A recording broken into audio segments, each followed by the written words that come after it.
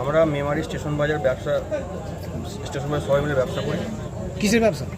আমার মাছের, কারো মাছ, কারো ফল, সবজি, ফুল সবই আছে, চা, একদমই কথা বলুন। সবাইকারই ব্যবসা আছে এখানে।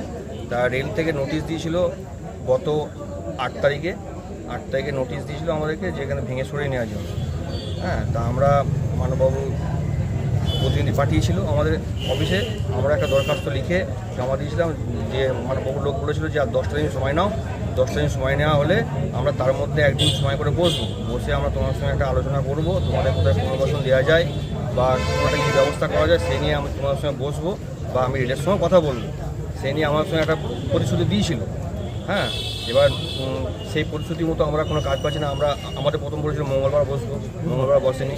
তারপর হলো বুধবার বসলো না। তারপর হলো শনিবারে এসে আমরা কোনো দেখা পেলাম না। আমাদের বললো যে তোমরা 10 মিনিট বসো, আমি আসছি। সেই আমরা সকাল 10টা থেকে বসে থেকে বেলা 2টো পর্যন্ত একবার বসেছিলাম, আর আসেনি।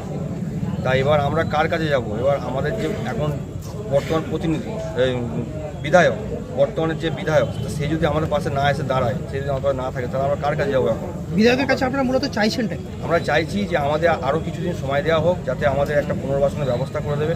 হ্যাঁ, উনি একটা মানে যে কোনো জায়গা দেখে একটা পুনর্বাসনের ব্যবস্থা করে দিক। আমরা স্বেচ্ছায় ছেড়ে দেবো রেলের জায়গা, আমরা রেলের জায়গায় ব্যবস্থা করবো না। তা উনি একটা সেই ব্যবস্থা আমরা করে দিই। উনি কি পুনর্বাসনের আশ্বাস দিয়েছিলেন?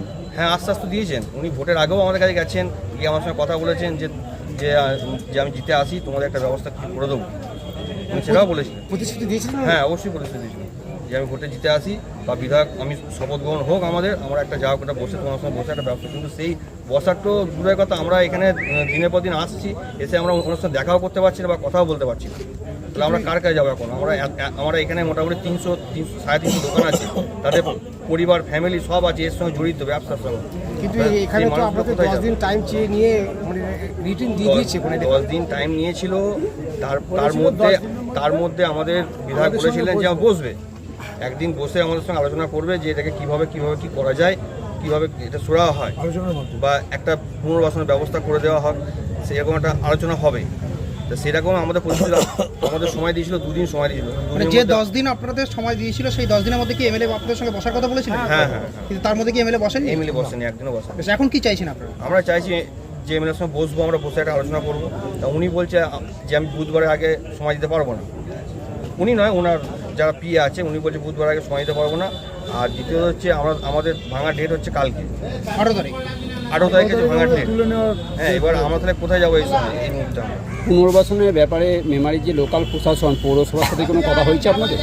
না, কিছু কথা বলেনি আমাদের। এই ব্যাপারে কি তাদের সাথে কথা বলবেন? বলতে হবে এখন, বাধ্য হয়ে। এখন বলে আপনারা কি দোকান খুলে নিয়েছেন? খুলবো, আমরা এনার অপেক্ষায় ছিলাম আজকে পর্যন্ত। না হলে কাল থেকে আমাদের আপনারা বিধায়কের সঙ্গে ফোনে কথা বলুন। ফোনে পাচ্ছি না তো। আচ্ছা, এখন বিধায়ক কার্যালয়ে এসেছেন আপনারা? হ্যাঁ। কার সাথে কথা হলো? ওখানে যে এখন আছে, এখন কে আছেন? ওনার যে পিএ সেও নেই, এখন অন্য একজন বসে আছে। উনি বলছে যে আমরা বুধবার আগে দাদাকে পাবেন না, আমাদের এই কথা বললো। ফোনে কোনো কথা হবে না।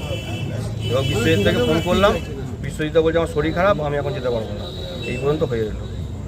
এখন কি করবো আমরা নিজেও জানি না। আপনার নামও পরিচয়? আমার নাম সৌরভ সাহা, স্টেশন বাজার মেমারি, ব্যবসায়ী।